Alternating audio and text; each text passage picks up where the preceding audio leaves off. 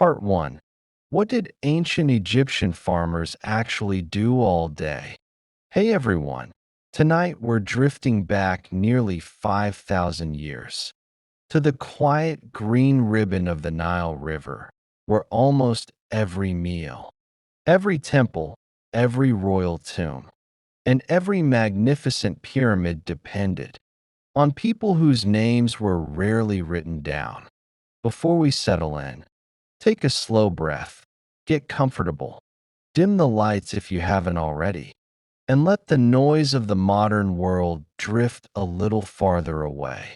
Tonight, we're spending the day with an ordinary Egyptian farmer, not a pharaoh wrapped in gold, not a famous general charging into battle, just someone who woke before sunrise because the river, the crops, and the seasons had absolutely no interest in sleeping late. Their life was repetitive, demanding, occasionally muddy beyond imagination, and surprisingly organized. It was also the foundation upon which one of history's greatest civilizations quietly rested. So, as the stars settle above the Nile, let's begin. Long before alarm clocks, smartphones, or that one neighbor who insists on mowing the lawn at impossible hours, an Egyptian farmer usually woke because the world itself told him to. The sky slowly brightened. Birds filled the reeds with chatter. Somewhere nearby, cattle shifted their weight and complained softly. The air was cool, but not for long. His house was modest. Most farming families lived in homes built from sun-dried mud bricks. Stone was reserved for temples and tombs. After all, nobody wanted to spend years carving granite, just so someone's kitchen could survive another 1,000 years. Inside, life was simple. The floors were packed earth. Furniture was limited. A few stools, woven mats, storage jars, perhaps a wooden chest if the family had done reasonably well. Luxury was something reserved for people who believed wearing 10 kilograms of jewelry before breakfast was perfectly sensible. Breakfast was rarely exciting. Bread appeared almost every day. Thick, coarse loaves made from emmer wheat or barley formed the backbone of Egyptian diets.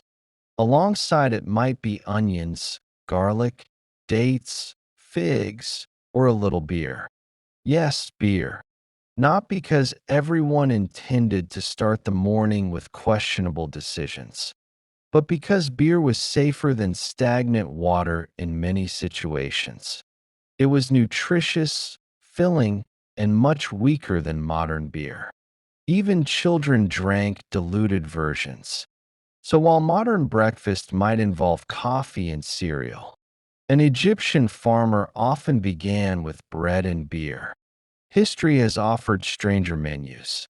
Once everyone had eaten enough to satisfy the stomach, though perhaps not enough to silence it completely, the day's work began. Everything depended upon the Nile. Without the river, Egypt would mostly be desert. Beautiful in its own severe way, perhaps, but spectacularly unsuitable for feeding millions of people. Each year, the Nile flooded its banks. At first glance, flooding sounds inconvenient. Today, we'd probably file insurance claims and complain online. Ancient Egyptians, however, greeted the flood almost like an old friend.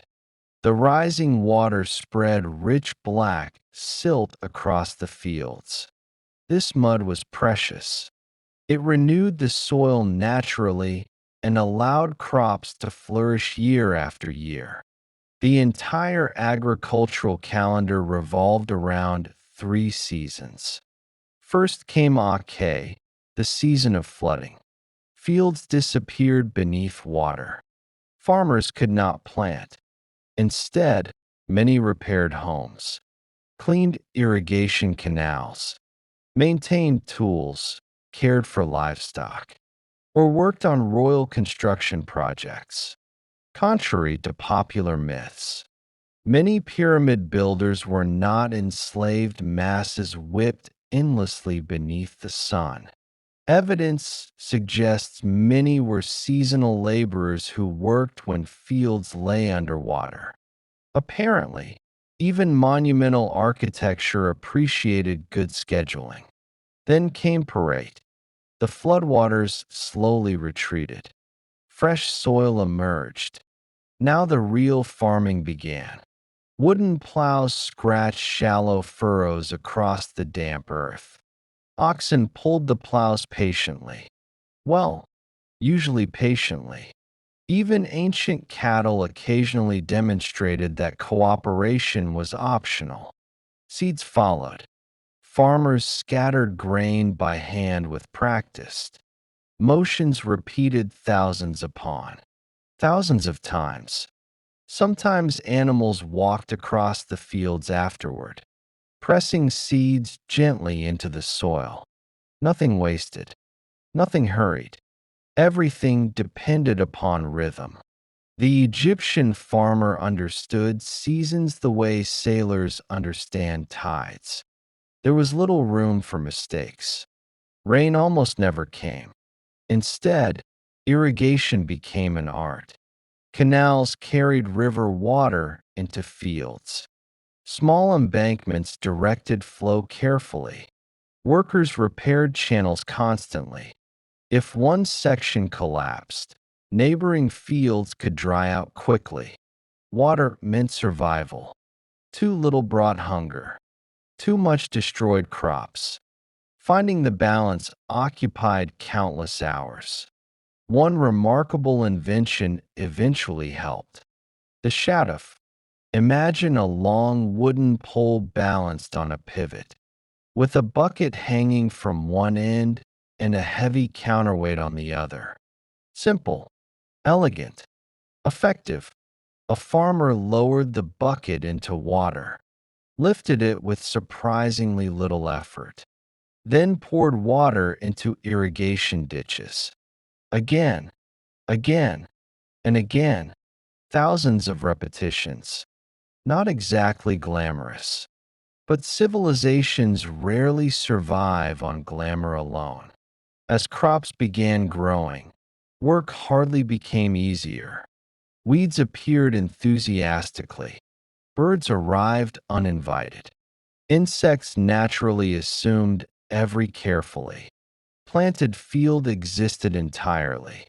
For their benefit, children often helped frighten birds away by shouting, waving sticks, throwing stones, or making enough noise to convince hungry flocks that breakfast might be available somewhere else. Family life revolved around cooperation. Men performed much of the heavy plowing. Women baked bread, brewed beer, processed grain, spun flax into linen, prepared food, managed households, and frequently worked alongside men during busy agricultural seasons. Children contributed early. There was little concept of leisurely adolescence. By modern standards, childhood involved rather impressive levels of productivity. Even so, Egyptian parents clearly loved their children. Toys have been discovered. Tiny wooden animals, balls, dolls, simple games. Life was demanding, but not without affection. By midday, the Egyptian sun became relentless. Shade offered welcome relief. Workers paused briefly. Another meal. More bread. Perhaps vegetables. Maybe dried fish if available. Fish from the Nile supplemented many diets. Catfish, tilapia, perch. The river supplied astonishing amounts of food. Although one, suspects fishermen occasionally, returned home explaining that the fish were simply too clever that day. Some excuses never disappear from human history. Livestock also demanded attention. Cattle symbolized wealth. Goats adapted well. Sheep provided wool less frequently than one might expect, since linen remained Egypt's primary textile. Donkeys carried loads. Geese wandered about with surprising confidence.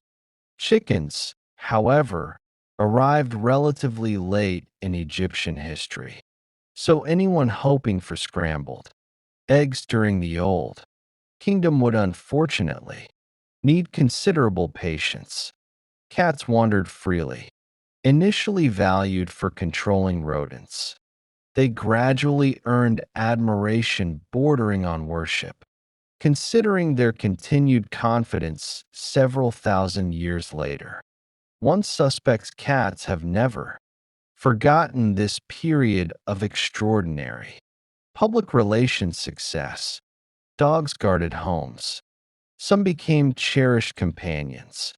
Others assisted with hunting. Animals occupied practical roles, but emotional bonds certainly existed too. Religion quietly surrounded everything. The Nile itself reflected divine order. Successful harvests represented blessings. Poor harvests suggested cosmic imbalance. The goddess Renenutit watched over harvests. The god Osiris became deeply associated with fertility, agriculture, and renewal. Even planting grain carried symbolic meaning. Seeds disappeared beneath soil, only to rise again. Life emerging from apparent death, an endlessly comforting cycle. Taxes inevitably arrived, because no civilization, regardless of era, has ever entirely resisted inventing paperwork. Scribes visited villages. They measured fields carefully, estimated harvests, recorded obligations. Farmers usually paid taxes in grain rather than coins. Money, as we understand it today, barely existed for much of ancient Egyptian history. Grain became currency. Storage became security. Granaries protected communities against poor harvests, at least in theory. Reality occasionally involved corruption, shortages, and bureaucratic headaches remarkably familiar to modern readers. Human nature, it seems, enjoys remarkable consistency. Most farmers never expected enormous wealth. Success meant enough food, healthy children, animals surviving another year, a roof remaining attached during storms. Simple ambitions. Yet through these ordinary lives flowed extraordinary consequences. Every loaf baked in Memphis, every temple feast, every royal banquet, every pyramid workforce, every priest performing sacred rituals, all depended upon countless anonymous farmers whose daily routines rarely changed. History often remembers kings. Civilizations remember farmers, whether they realize it or not. As afternoons slowly softened toward evening, shadows stretched across fields. The worst heat faded. Work continued. There were canals to inspect, animals to gather, bundles of reeds to carry, broken tools to repair before tomorrow inevitably arrived. Tomorrow looked astonishingly similar to today, and next week resembled both. Routine shaped existence. Modern life often celebrates constant change. Ancient farming celebrated dependable repetition. Oddly enough, there is something comforting about that. Knowing exactly what tomorrow requires. Knowing your neighbors follow identical rhythms. Knowing the river will rise, retreat, and return again, just as it always has. Of course, life was never completely peaceful. Sometimes floods failed. Sometimes they rose too high. Locusts appeared. Disease spread among animals. Illness visited families. No amount of careful planning could fully tame nature. Still, generation after generation remained. Planting, harvesting, repairing, waiting, beginning again. And perhaps that quiet persistence is the most remarkable part of all. Not the pharaoh seated upon a golden throne, not the architect dreaming of impossible monuments, but the farmer who woke before dawn because wheat would not plant itself. Canals refused to clean themselves, and hungry children possessed an impressive talent for noticing empty storage jars. Tomorrow, he would rise again. The bread would bake again. The oxen would plod patiently forward. The Nile would continue its slow conversation with the land, and history would quietly continue, one field at a time. Part 2. What happened to the children who grew up during the Black Death? Continued. The little girl had learned something most adults wish they never had to understand. Silence could be frightening. Not the peaceful silence of an evening after the day's work was done. Not the comfortable quiet that settled over a village beneath the stars. This was a different sort of silence. The silence of empty cottages. The silence of workshops that no longer echoed with hammers. The silence of church bells that had rung so often for funerals. That, eventually, even they seemed tired. She was only 9 years old, and already she had lived through what many believed was the end of the world. The Black Death had swept through Europe with astonishing speed between 1347 and 1353. Entire families vanished within weeks. In some places, more than half the population died. Historians still debate the exact numbers, but there is little disagreement about the scale of the catastrophe. For a child, however, numbers meant very little. What mattered was whether mother woke up that morning, whether father returned from the fields, whether the neighbor who always shared apples was still there. Children experienced history in small pieces, one missing face at a time, as the first terrible waves of plague finally began to slow. Thousands upon thousands of children found themselves standing in a world that no longer resembled the one they had been born into. Some had lost one parent, many had lost both. Others had watched grandparents, cousins, friends, priests, teachers, and nearly everyone they had ever known disappear in only a few months. Today we might call them trauma survivors. Medieval people simply called them the children who remained. No one had invented counseling. There were no support groups. No one suggested taking time away from responsibilities to process grief. Life, rather inconsiderately, expected everyone to continue. Bread still had to be baked. Animals still needed feeding. Fields refused to stop growing weeds simply because tragedy had arrived. And so children grew up faster than anyone wished. A boy of 12 might suddenly become the head of an entire household. His younger brothers looked to him. His little sister expected him to know what to do. He usually didn't. But uncertainty rarely prevented responsibility. It simply accompanied it. If both parents died, the child's future depended greatly on where they lived. Sometimes relatives stepped forward. An aunt, an uncle, an older cousin. Family networks mattered enormously. Even distant relatives could become unexpected lifelines. But entire families often disappeared together. In those cases, neighbors sometimes took children into their homes. Not always from pure generosity. Extra hands meant extra workers. A healthy teenager could eventually help harvest grain, repair fences, or care for animals. Compassion and practicality frequently walked hand in hand during the Middle Ages. People could sincerely care for children while also appreciating another pair of capable hands. Human motives are rarely only one thing. The church also became involved. Monasteries and convents occasionally cared for orphaned children, particularly if local communities lacked other options. Life there was orderly, predictable. There were prayers, meals, work, education for some. It was hardly luxurious, but stability itself became a precious gift after years of chaos. Some children eventually chose religious life as adults. Others simply stayed because there was nowhere else to go.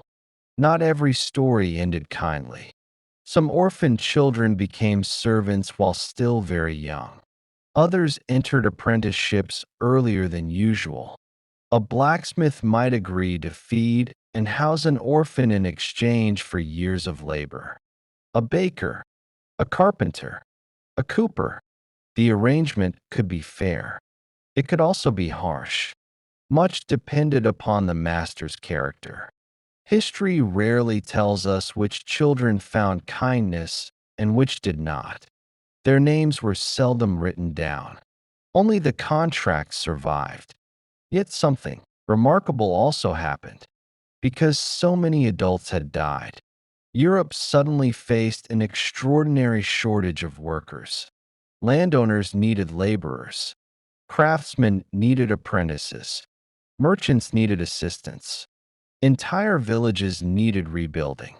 For the first time in generations, ordinary working people found themselves unexpectedly valuable, including the children who eventually became adults. A boy who survived. The plague might grow into a man able to negotiate better wages than his father ever imagined. A young woman might inherit land because there were simply no surviving brothers. The tragedy reshaped opportunity in strange ways. History occasionally opens doors only after first tearing down the entire building. Not an especially elegant method, but history has never been known for elegance. Children noticed another change as they grew older.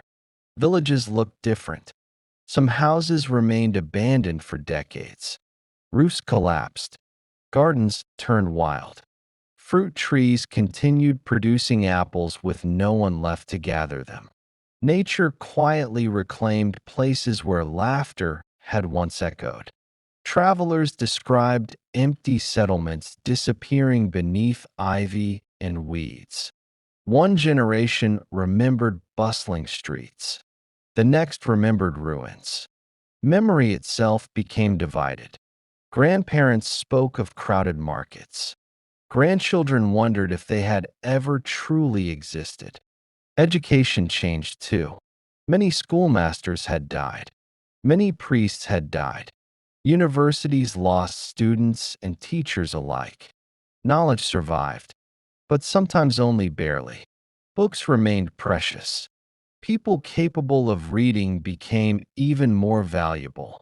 Some orphan boys found opportunities as clerks or scribes, precisely because educated workers had become scarce. The plague destroyed lives. It also created unexpected demand for surviving talent. Girls experienced different futures. Some inherited property. Others entered domestic service. Many married earlier than previous generations, not necessarily because customs changed overnight, rather because surviving communities desperately needed families to begin again. Population recovery would take centuries. Every marriage represented hope. Every newborn child represented possibility. Parents who had buried children years earlier now treasured every healthy infant with almost desperate gratitude. Psychologically, although medieval people lacked our modern vocabulary, the scars remained. Imagine growing up surrounded by stories of mass graves. Imagine hearing adults whisper whenever someone developed a fever. Imagine church sermons constantly, reminding everyone that death could arrive tomorrow. Children absorbed these lessons. Some became deeply religious. Others developed practical resilience. Many probably carried invisible fears throughout adulthood. Modern psychologists recognize that childhood trauma often echoes across an entire lifetime. Human brains have not changed very much since the 14th century. Only our explanations have. Yet children possess extraordinary adaptability. Play slowly returned. Games appeared once more in village squares. Wooden toys were carved again. Laughter, cautiously at first, returned alongside daily life. One generation had watched civilization stumble. The same generation would eventually rebuild it.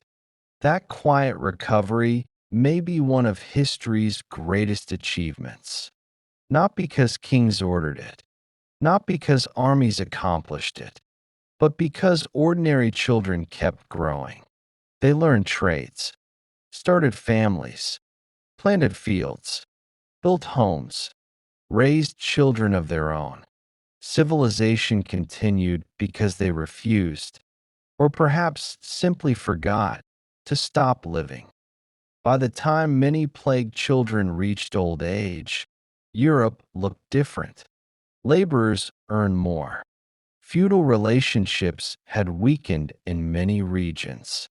Cities expanded again. Trade recovered. New generations scarcely remembered the darkest years except through stories.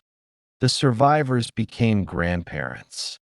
They told children about the years when carts carried away neighbors every morning, about streets that fell silent, about churches overflowing with mourners.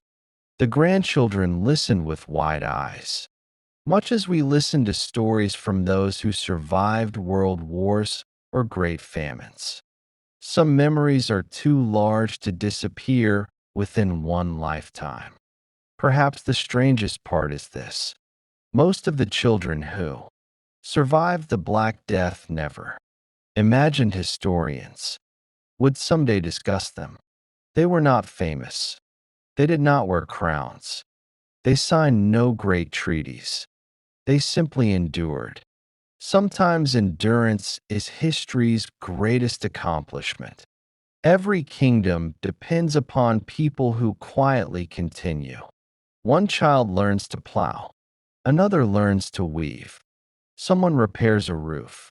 Someone plants wheat. Someone comforts a frightened younger sibling. The work seems ordinary until one realizes that entire civilizations survive because millions of ordinary moments continue after extraordinary disasters.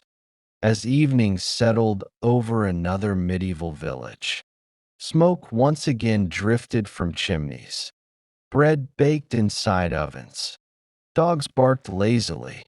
Children, despite everything they had witnessed, still found reasons to chase one another through dusty lanes before bedtime.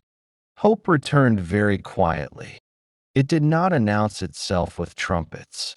It arrived with laughter, with harvests, with weddings, with babies learning their first words, and with a generation of children who had seen the very worst humanity could endure, yet still chose, day after day, to build a future from the fragments left behind. And in that quiet determination, perhaps, lay the true ending of the Black Death. Not the moment the plague faded, but the moment its children grew into adults and carried the world forward once more. Part 3. What happened to Roman soldiers who refused to fight? The young recruit had spent months imagining glory. He had pictured polished armor catching the morning sun. He had imagined cheering crowds, generous rewards, perhaps even a small farm waiting at the end of long service. Roman poets had an impressive talent for making military life sound almost pleasant. Reality, as it often does, had arrived carrying considerably more mud. His sandals were worn. His shoulders ached beneath heavy equipment. His stomach rarely felt completely full. And somewhere beyond the next hill waited an enemy who seemed entirely unwilling to cooperate with Rome's plans. For the first time since taking his military oath, one quiet thought settled into his mind. What if I simply didn't fight? It was not a heroic question. It was an entirely human one. And over the many centuries of Roman history, thousands of soldiers almost certainly asked themselves exactly the same thing. The Roman army was famous for its discipline, perhaps even infamous. A Roman legion functioned less like a gathering of individual warriors and more like a carefully engineered machine. Every soldier knew where to stand, how to march, when to eat, when to build camp. Even after walking 20 miles in full equipment, soldiers were expected to dig defensive ditches around their camp before resting. Because apparently exhaustion was considered an excellent time for construction work. Discipline was everything. Without it, Rome believed, victory disappeared remarkably quickly. That belief shaped how commanders treated fear, because Roman officers understood something rather uncomfortable. Courage could not simply be wished into existence. Even experienced veterans became frightened. The difference was not whether fear appeared, it was what happened next. Before joining the army, every recruit swore a solemn military oath. This oath, known as the sacramentum, promised obedience to commanders and loyalty to Rome. Breaking that oath was more than simple disobedience. It carried religious meaning as well. To violate it meant breaking faith not only with fellow soldiers, but also with the gods. For many Romans, that made refusal especially serious. Military service became both civic duty and sacred obligation, an intimidating combination. Of course, not every refusal looked the same. One soldier might freeze during battle. Another might deliberately fall behind during a march. Someone else might pretend illness. A few deserted entirely, disappearing into forests or distant villages. Others openly challenged orders. Roman law recognized these differences. Commanders usually cared as much about intention as the act itself. Fear could sometimes be understood. Deliberate rebellion proved much harder to forgive. Cowardice held enormous social consequences. Roman culture admired bravery almost to an obsessive degree. Children grew up hearing stories of legendary heroes. Generals celebrated military victories with magnificent triumphs through the streets of Rome. Families proudly displayed ancestors who had served with honor. A soldier who failed his comrades risked more than punishment. He risked lifelong shame. For Romans, reputation often lasted longer than life itself. Sometimes commanders punished individuals, A soldier who abandoned his position might be beaten with staffs by fellow soldiers. This punishment was known as fustuarium. It was severe, sometimes fatal. Perhaps even more frightening was who carried it out.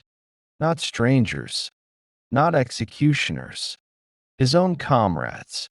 The punishment reminded every soldier that discipline belonged to the entire unit, not merely its officers.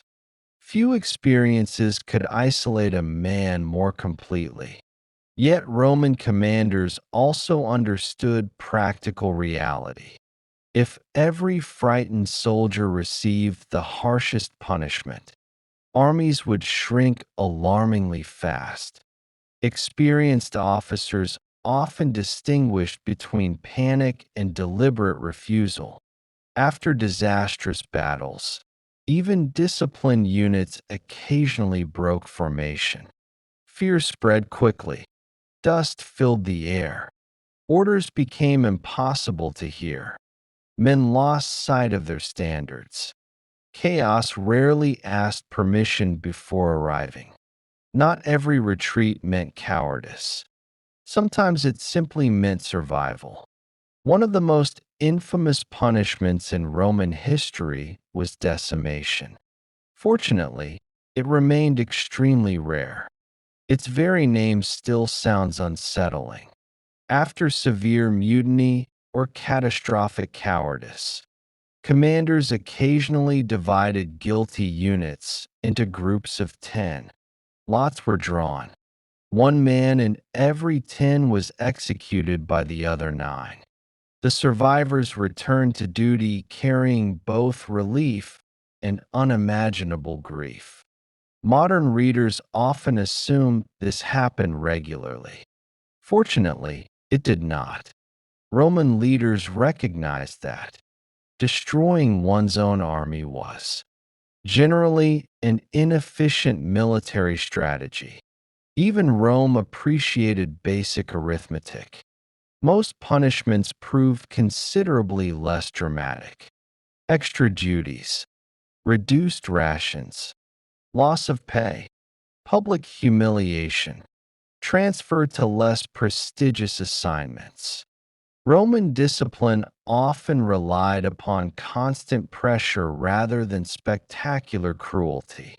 Life became uncomfortable enough that obedience appeared preferable. Military bureaucracy, it turns out, has always possessed remarkable creativity. Desertion presented another challenge. A soldier disappearing entirely threatened more than numbers. He threatened confidence. If one man fled successfully, others might follow. For this reason, deserters could face execution if captured. Finding them, however, proved difficult. The Roman Empire stretched across enormous distances. Some deserters vanished into remote villages. Others crossed frontiers. A few simply assumed new identities where no one recognized them. Ancient paperwork, despite Rome's impressive administration, had certain limitations.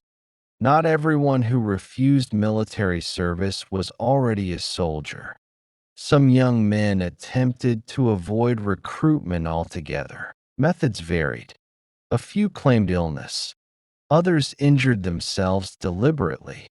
Roman authorities were rarely impressed. Historical sources mention cases where self-inflicted injuries brought severe punishment. The empire required soldiers. Excuses received limited enthusiasm. Interestingly, officers themselves occasionally hesitated. History often remembers brave generals delivering inspiring speeches. Reality proved more complicated. Some commanders delayed battles. Others argued with superiors. Political rivalries shaped military decisions. Even emperors occasionally avoided unnecessary risks. Caution became respectable when practiced by important people. Fear, however, remained embarrassing when experienced by ordinary soldiers. Human societies have always displayed curious double standards. Religion accompanied soldiers into battle. Before major engagements, sacrifices sought divine approval. Priests examined the organs of sacrificed animals for signs. Birds were observed, omens interpreted. If the gods appeared unfavorable, battles might even be delayed. One suspects the soldiers appreciated occasional celestial encouragement, although perhaps they secretly preferred additional reinforcements instead. Veterans often reacted differently than recruits. Years of campaigning changed expectations. Experienced soldiers understood battle rarely resembled heroic paintings. It involved confusion, noise, dust, exhaustion, commands misunderstood, friends disappearing within moments. Veterans feared battle just as newcomers did. They simply recognized fear as familiar company. One marched anyway. The other sometimes could not. Roman writers praised courage constantly, yet their own histories quietly reveal something deeper. Many celebrated generals admitted the terror of combat. Even Julius Caesar described moments when battles hung by the thinnest thread. Victory often emerged through persistence rather than confidence. The bravest soldier might simply be the one who continued, walking despite trembling knees. Ancient courage looked remarkably ordinary. When soldiers completed their service honorably, rewards awaited many of them. Land grants, money, citizenship for auxiliaries, retirement among family. Years of discipline eventually purchased security. Those who deserted forfeited these possibilities. A moment of fear could reshape an entire lifetime. Roman commanders understood this perfectly. Future rewards often proved stronger motivation than immediate threats. As night settled over another Roman camp, cooking fires flickered gently across orderly rows of tents. Armor rested beside sleeping men. Sandals dried after another long march. Some soldiers slept peacefully. Others stared quietly into darkness, wondering what tomorrow might demand. Perhaps another battle. Perhaps another march. Perhaps another chance to discover whether courage would appear when needed. Most hope never to answer that question. History often celebrates those who did, yet it quietly forgets the many who simply wished to survive. And perhaps that wish was never shameful at all. The Roman army conquered much of the known world through extraordinary discipline, relentless training, and remarkable organization. But beneath every polished helmet stood an ordinary human being, someone capable of bravery, doubt, exhaustion, loyalty, and fear. If a soldier refused to fight, Rome could respond with harsh punishments. Sometimes there were beatings, disgrace, or even execution. Sometimes there was understanding, especially when confusion rather than cowardice explained what had happened. The empire demanded courage.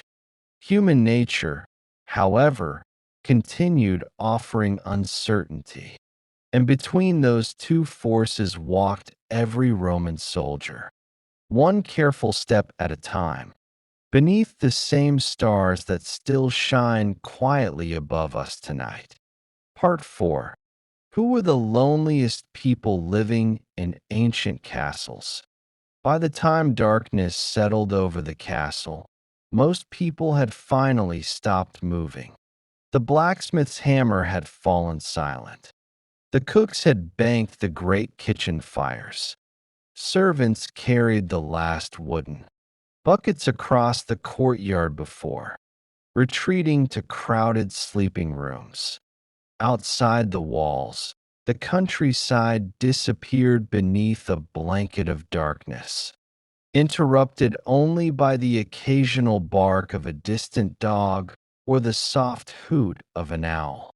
Inside the Lord's great hall, candles flickered against rough stone walls.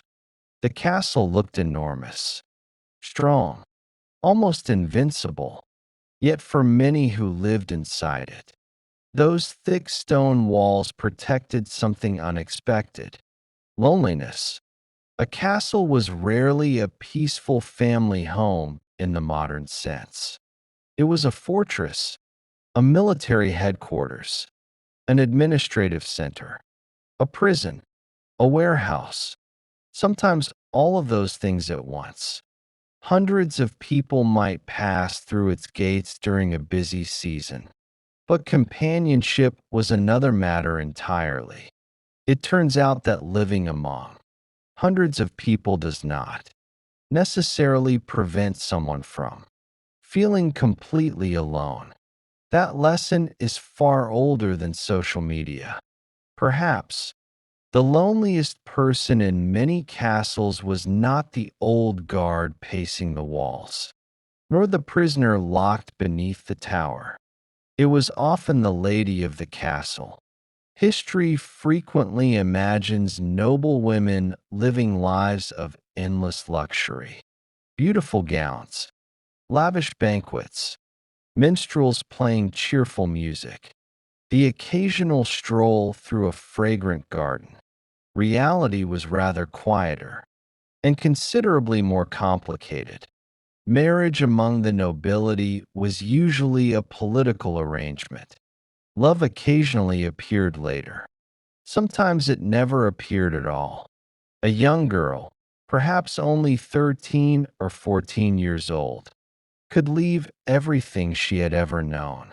She traveled days or even weeks to marry a man she barely knew. The castle became her new home. Everyone inside was a stranger. Even the servants already knew one another better than they knew her. Imagine arriving in a foreign workplace where everyone has worked together for years. Now imagine also being expected to manage them all immediately. Many noble husbands spent astonishing amounts of time away. Wars, royal courts, hunting expeditions, diplomatic missions, crusades, political disputes. A medieval lord might disappear for months, occasionally for years. Some never returned. His wife remained behind. She managed estates, oversaw servants, collected rents, settled disputes, raised children, all while wondering whether her husband still lived somewhere beyond the horizon. Letters traveled slowly. When they traveled at all, weeks of silence were entirely normal. Months were common. Every messenger arriving at the gate carried hope, and occasionally devastating news. Children offered companionship, but noble children were not always raised beside their parents. Sons often left early to become pages in another noble household. Later they became squires, eventually knights. Daughters could also be sent elsewhere for education or arranged marriages. Parents accepted these customs because society expected it. Acceptance, however, does not always eliminate sadness. Many mothers watched wagons disappear down winding roads, uncertain when they might see their children again. Some never did. Winter made everything quieter. Stone castles were remarkably cold. Large fireplaces helped. Heavy tapestries trapped warmth. But thick walls retained dampness with stubborn determination. Wind slipped through tiny cracks. Candles burned for hours simply to soften the darkness. The lady might spend long evenings sewing beside the fire, reading, if fortunate enough to possess books, praying, waiting.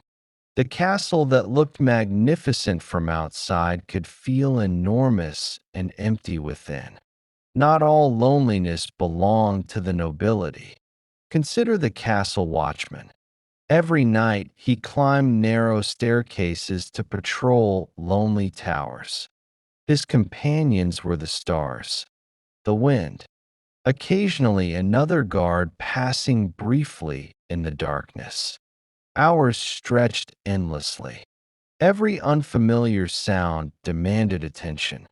Every distant movement required investigation. Most nights nothing happened, which, from a military perspective, was excellent news. From a conversational perspective, somewhat disappointing. Owls rarely contributed much to discussion. Then there was the castle steward, an endlessly busy official responsible for supplies, accounts, wages, repairs, livestock, food stores, and countless daily problems. Everyone needed something from him. Very few asked how he was doing. Some occupations have remained surprisingly consistent across the centuries. One particularly lonely figure was the castle physician. Medical knowledge during the Middle Ages combined careful observation with ancient traditions, herbal remedies, religious beliefs, and, occasionally, astonishing optimism. When patients recovered, many thanked God. When they died, someone quietly wondered whether the physician had done enough. Success was uncertain. Failure was unforgettable. Healing could become an isolating profession. Castles also housed chaplains. These priests celebrated Mass, heard confessions, educated children, copied manuscripts, and comforted the sick.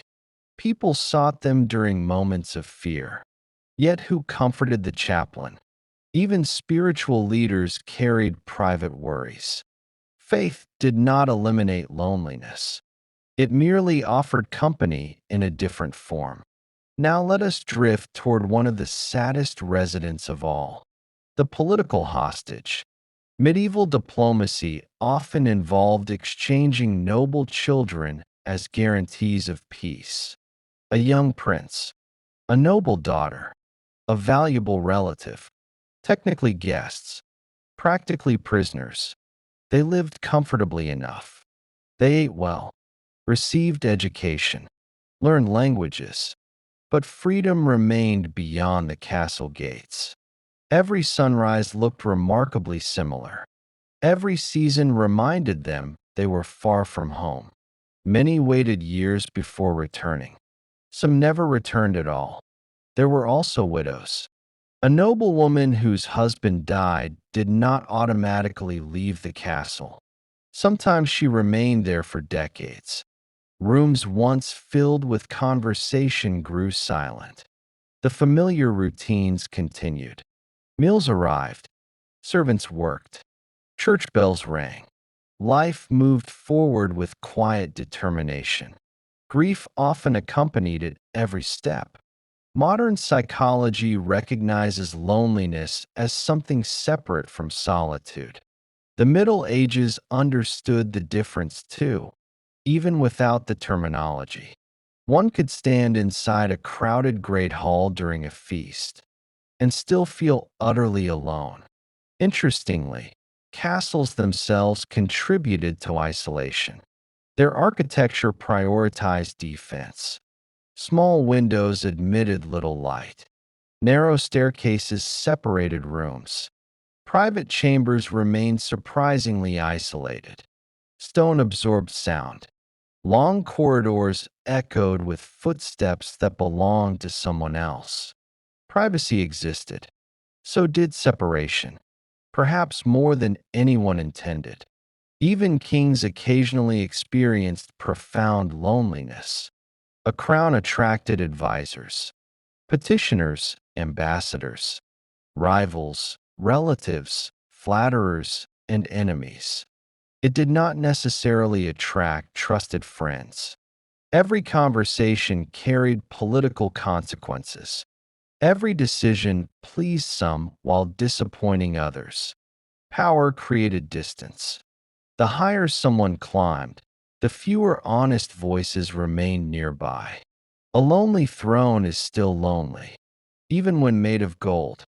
Yet castles were not places of constant sadness. There were festivals, Christmas celebrations, weddings, music drifting through the great hall, children laughing in courtyards, dogs chasing one another beneath long tables, spring gardens blooming after endless winters. Life persisted, friendships formed, love occasionally surprised people despite careful political planning. Hope had an irritating habit of appearing exactly where history least expected it. As another evening settled across the battlements, torches flickered gently along the walls. A guard adjusted his cloak against the cool night air. Somewhere below, a servant quietly finished washing wooden bowls. The lady of the castle closed her prayer book before another night of waiting.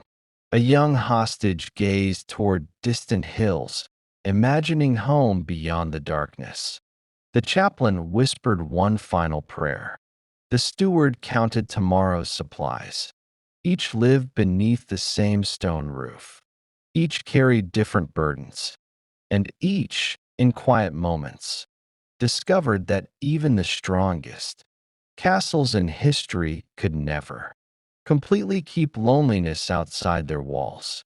For while stone can stop arrows and moats can slow armies, neither has ever found a way to keep out the quiet ache of missing home, missing family, or simply wishing for someone who truly understood.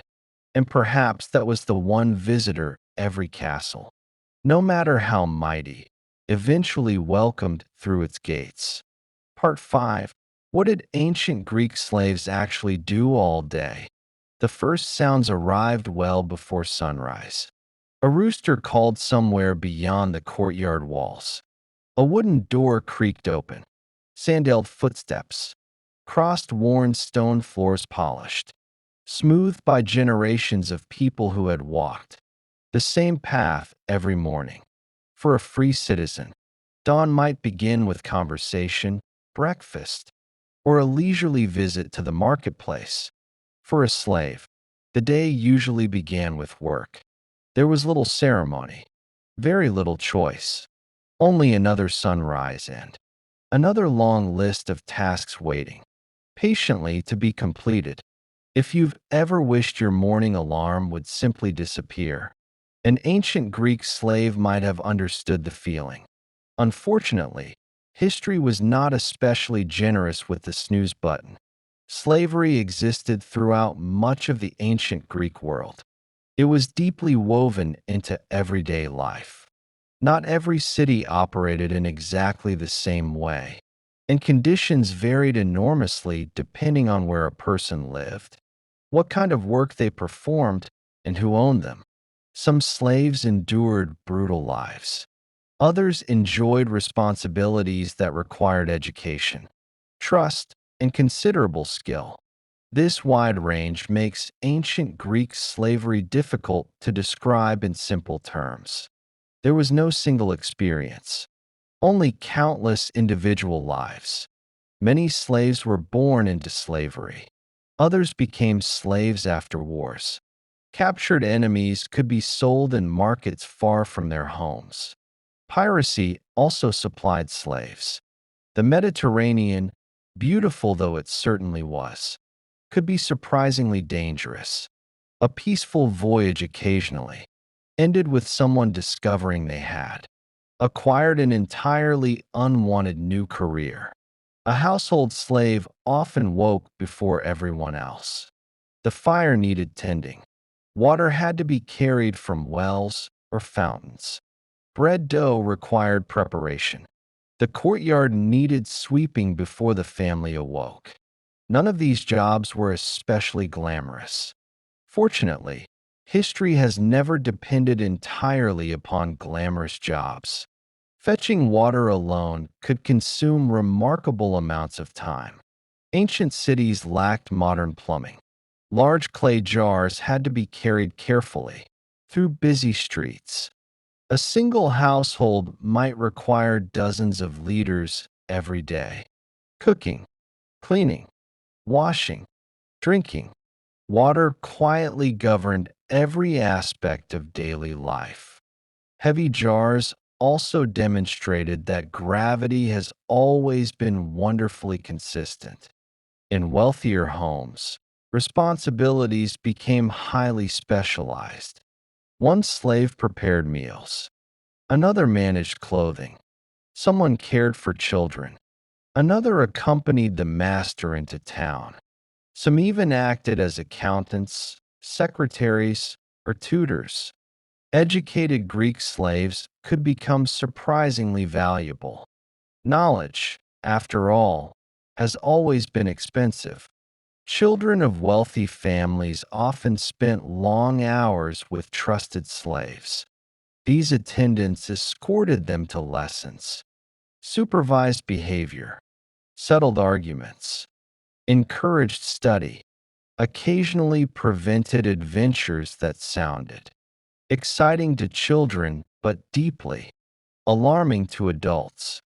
Many boys probably believed their attendants possessed an almost magical ability to appear precisely when mischief seemed most appealing. Female household slaves usually faced endless domestic work, grinding grain, preparing vegetables, spinning wool, weaving cloth, cleaning rooms, looking after infants. These tasks repeated daily. The rhythm rarely changed. Ancient households required constant maintenance. Without machines, nearly every simple activity demanded time and physical effort. Even making bread involved hours of labor.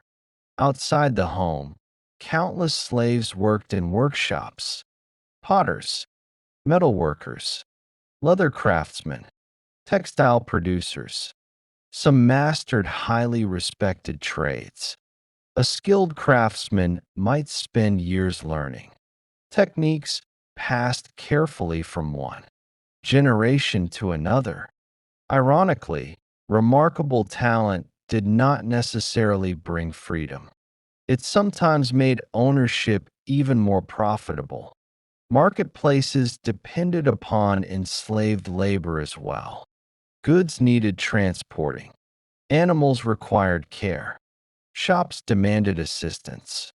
Merchants relied upon people capable of organizing inventories and handling customers. Ancient commerce looked surprisingly busy. Voices echoed between stone buildings. Donkeys carried impossible-looking loads. Vendors negotiated prices with impressive determination. Someone, inevitably, insisted everything had become more expensive than last week. Some conversations truly are timeless. Not all slaves lived in cities. Many worked on farms. They planted olives, harvested grapes, pruned fruit trees, gathered figs, cared for sheep and goats. Agricultural work followed the seasons. Spring brought planting. Summer demanded irrigation. Autumn celebrated harvests. Winter focused on maintenance and preparation. The landscape changed gently. The work never really stopped. One of the harshest lives belonged to slaves working in silver mines, especially those near Athens. Here, conditions became unimaginably difficult. Dark tunnels stretched underground. Air grew stale. Heat accumulated. Dust filled lungs. Long hours passed beneath the earth with little natural light. Many historians consider mining among the most dangerous occupations in the ancient Greek world. For these workers, sunrise became something remembered rather than experienced. Meanwhile, back above ground, educated slaves sometimes accompanied philosophers. Yes, even famous thinkers who spent hours discussing justice, virtue, and the ideal society often lived in communities supported by enslaved labor. History occasionally enjoys uncomfortable contradictions. Ancient Greece gave the world extraordinary ideas about democracy and philosophy. It also accepted slavery as an ordinary institution. Both realities existed side by side. Neither cancels the other. Religion touched daily life as well. Slaves participated in festivals, attended certain religious ceremonies, made offerings alongside free people. The gods, it seemed, watched everyone. Though human society certainly did not treat everyone equally, temples sometimes offered moments of shared experience. Even within a deeply unequal world, could slaves earn freedom? Sometimes, not often, but it happened. A master might reward years of loyal service. Some slaves saved small amounts of money through permitted work. Others purchased their freedom with outside assistance. A freed person did not instantly become socially equal. Life remained complicated, yet freedom transformed possibilities. The future, once tightly closed, opened just a little wider. Relationships between masters and slaves varied enormously. Some owners treated enslaved people with relative kindness. Others ruled through fear and violence. Most probably fell somewhere between these extremes. Human personalities have always resisted tidy categories. Kindness existed. Cruelty existed. Indifference perhaps appeared most frequently of all. Friendships formed among slaves. Families existed. Children laughed. People celebrated festivals when possible. They shared stories, remembered distant homes, dreamed about uncertain futures. Even under difficult circumstances, ordinary human life continued. People have always possessed remarkable resilience. History repeatedly demonstrates this quiet truth. As evening approached, the household slowly settled. Dinner ended. Oil lamps flickered against plaster walls. Children became sleepy. The master discussed politics with guests. Somewhere in the kitchen, slaves cleaned wooden bowls and clay cups before tomorrow inevitably arrived. A stable hand checked the animals one final time. A maid folded freshly woven linen. Another servant extinguished unnecessary lamps to save precious olive oil. Only after everyone else had retired did many slaves finally rest. Tomorrow would begin before sunrise once again. Ancient Greek society produced magnificent temples, unforgettable literature, brilliant philosophy, and astonishing works of art. Yet beneath much of that, achievement stood countless. Unnamed people whose labor filled kitchens, workshops, farms, vineyards, and mines. Most left no written memoirs, no statues, no heroic poems. Their names disappeared long ago. Their work did not. Every polished marble building, every bustling marketplace, every wealthy household, every celebrated city quietly depended upon them. So as night settles gently over ancient Greece, imagine one final scene. The streets grow quiet. The stars appear above white stone buildings. A cool breeze drifts in from the sea. Inside a modest servant's room, someone finally lies down after another day of carrying water, baking bread, tending children, weaving cloth, or harvesting olives. Tomorrow will likely look very much the same, not because life lacks meaning, but because civilizations are built through ordinary days, repeated thousands of times. And while history remembers the speeches of philosophers and the victories of generals, it is also worth remembering those whose quiet, unseen work made those famous lives possible. In that quiet recognition, perhaps we come a little closer to understanding what everyday life in the ancient world truly looked like. Part 6. Who were the richest peasant women in medieval Europe? Morning arrived quietly over the medieval countryside. A thin layer of mist drifted across green fields. Roosters announced the dawn with the confidence of creatures entirely convinced the sun would never rise without their assistance. Smoke slowly curled from the chimneys of timber cottages. Somewhere, a church bell echoed across the valley, calling villagers toward another ordinary day. Among the people waking before sunrise were women who, by medieval standards, were remarkably prosperous. Not queens, not duchesses, not wealthy merchants dressed in imported silk. These were peasant women, women whose hands still grew rough from work, whose boots collected plenty of mud, whose wealth was measured less in glittering jewels than in healthy livestock, productive fields, full grain stores, and the quiet respect of their neighbors. History often imagines peasants as endlessly poor. Many certainly were. But medieval villages were more complicated than that.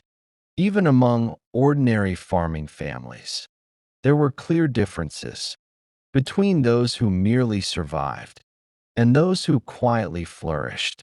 Imagine a widow named Agnes. Her husband had died several years earlier. In many places across medieval Europe, widows possessed legal rights that varied from region to region. She might inherit a portion of the family land. Sometimes she managed the entire farm until a son became old enough to take responsibility. Sometimes she continued managing it for the rest of her life. Far from becoming powerless, many widows became respected business managers. Agnes knew exactly when to sow barley, how much grain remained in storage, which neighbor always paid debts on time, and which one mysteriously remembered every promise except the ones involving repayment. Human nature, it seems, has enjoyed selective memory for quite a long time. Owning livestock transformed a family's fortunes. One healthy cow represented far more than milk. It meant butter, cheese, calves, manure for fertilizing fields. Even a few sheep could provide wool every year. Geese, chickens, and pigs multiplied wealth slowly but steadily. A woman who carefully managed her animals could quietly build considerable prosperity over decades. There were no stock markets. Instead, wealth occasionally wandered through the village, making pleasant mooing noises. Many prosperous peasant women became experts in dairy production. Cheese was valuable. Butter could be sold at market. Milk, of course, spoiled quickly, but transforming it into longer lasting products required knowledge passed from one generation to another. The best cheesemakers earned excellent reputations.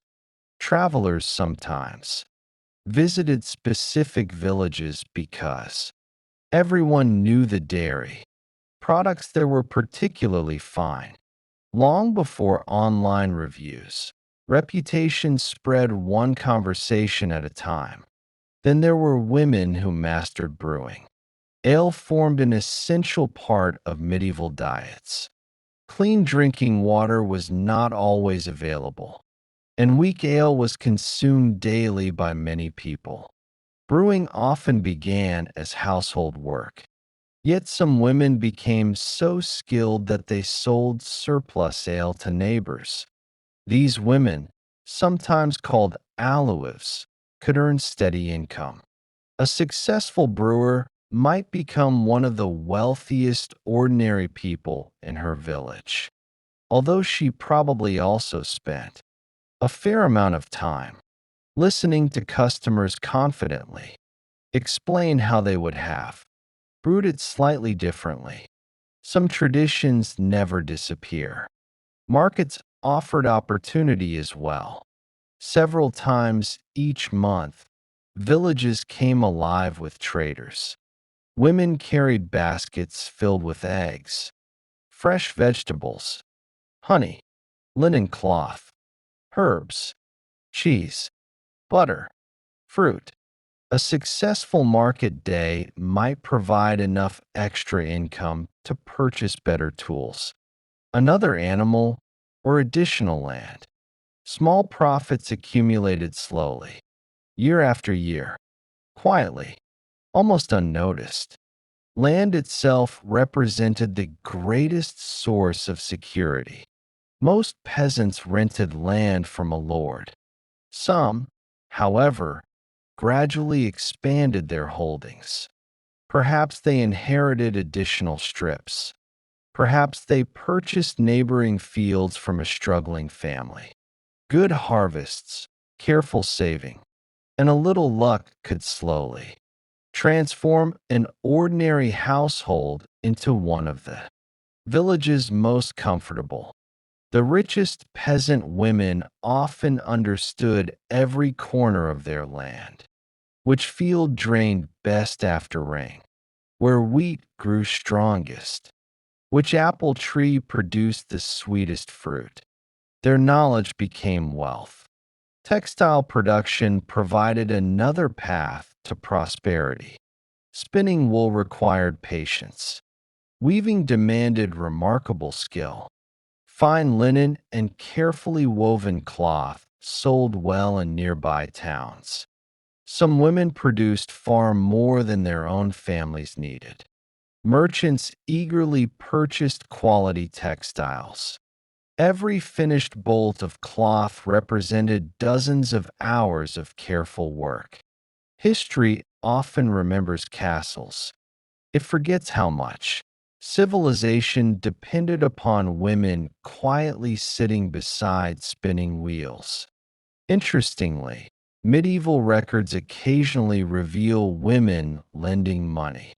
Not vast fortunes, small loans, perhaps grain before harvest, perhaps coins during difficult seasons. Neighbors repaid these debts later, sometimes with interest. Reliable lenders became respected figures within village communities. Trust itself became a valuable form of wealth. Religious festivals also reflected prosperity.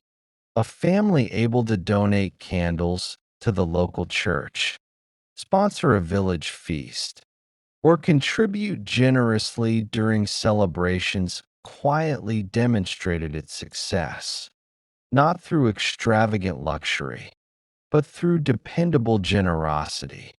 Communities noticed. Respect often followed. Of course, prosperity never eliminated hard work. The richest peasant woman still rose before dawn. She still supervised baking, checked livestock, organized servants if fortunate enough to have them, directed harvest workers during busy seasons, managed accounts, negotiated prices, prepared meals, raised children, and somehow found time to mend clothing before another day disappeared. Medieval wealth rarely purchased leisure. It usually purchased even greater responsibility. Weather remained everyone's master. A wealthy harvest one year could become disaster the next. Heavy rain flattened grain, drought hardened fields, early frosts ruined crops, disease struck livestock. Even prosperous households understood that fortune could change remarkably quickly. Perhaps this uncertainty explains why successful peasant families often avoided unnecessary extravagance. A full granary impressed them far more than expensive jewelry. One could not eat pearls during a famine. Marriage often strengthened prosperity. Two capable farming families joining together combined land, animals, equipment, experience. A sensible marriage could reshape a family's future for generations. Romance occasionally appeared. Practical planning almost always did. The medieval village appreciated efficiency. Children contributed to family success from surprisingly young ages. Daughters learned spinning, dairy work, gardening, and household management. Sons helped with plowing, harvesting, and caring for animals. Education happened through observation, little by little, task by task.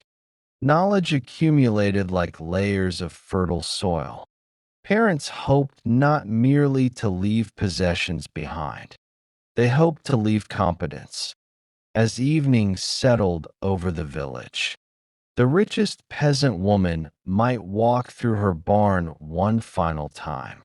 She counted sacks of grain, checked the cattle, made certain the chickens had returned, looked toward fields gently swaying beneath the fading sunlight.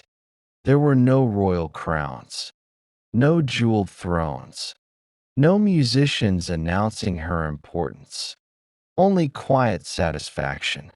Her family was fed, her animals were healthy, her neighbors respected her judgment.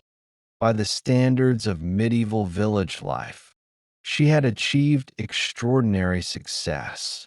History often shines its brightest light upon kings and queens, yet the countryside was filled with remarkable women whose wisdom, patience, and relentless work quietly built lasting prosperity. They balanced accounts without calling themselves accountants, managed businesses without claiming the title of entrepreneur, led households with the skill of experienced administrators. Their names rarely appeared in grand chronicles, but their influence shaped villages for generations. So, as darkness gently settles over medieval Europe, candles flicker behind small cottage windows. A prosperous peasant woman closes the barn doors against the cool night air. She offers a final glance toward fields that promise another harvest. If the weather is kind, tomorrow she will rise before the sun once more. There will be bread to bake, animals to feed, neighbors to bargain with, children to teach. The rhythm of her life will continue, steady and familiar.